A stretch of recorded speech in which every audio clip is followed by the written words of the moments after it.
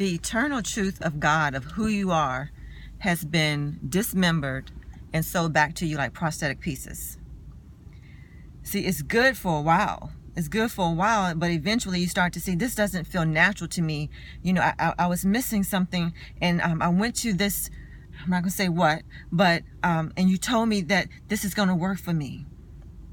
But after a while, it doesn't feel natural. It shouldn't be this difficult. I look at other people and they're not limping, or when they use their arms, it's not working that way.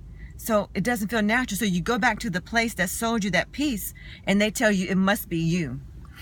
You're not praying enough, or you're not believing enough, or you're not doing the right thing. You read this book and you call the author, you email the author and say, hold on.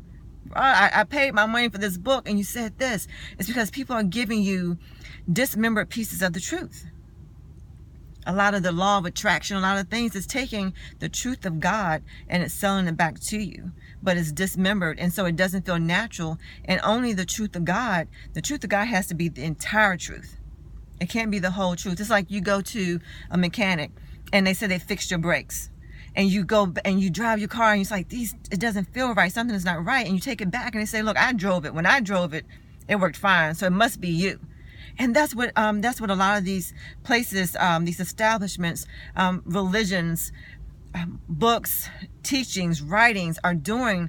And so it's believable because it is part of the truth of God, but it's dismembered.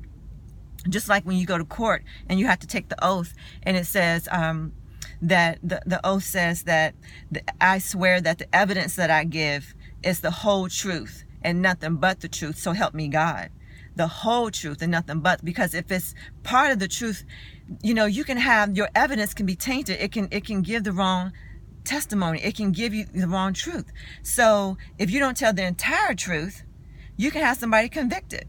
And once somebody is convicted, then they no longer belong to themselves. They're what? Property of the state or the federal government.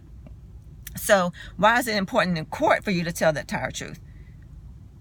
Because of the consequences. So just like in life, when someone tries to sell you these laws and part of religion and these bits and pieces of the Bible and these concepts, these godly concepts and these godly truths, and they tell you that this should work for you.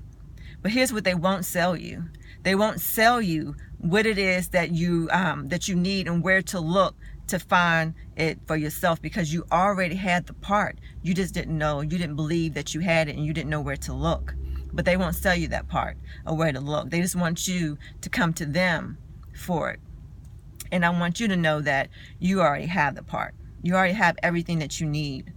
And the internal truth of God has to be presented in this entirety, not just part of it. And that's what I desire to do. That's what I hope to do. So that's what God has called me to do. The Genesis blueprint from the beginning to the end. Go back to the beginning, to the beginning of God. And God said, look, this is my blueprint. This is my intentions. This is how we all to work together. This is how the body, mind, soul work together. This is what I intended for you. This is what I created. And this is the truth in the entirety. Part of the truth will have you convicted. Part of the truth will have you living a lie. If it's not the truth in this entirety, it's not going to work. So here we go, and let's go. So we got to get the entire truth. So I am Evangeline Rock, and I just want to put this out here. We're just going to start here, all right? I will talk to you soon.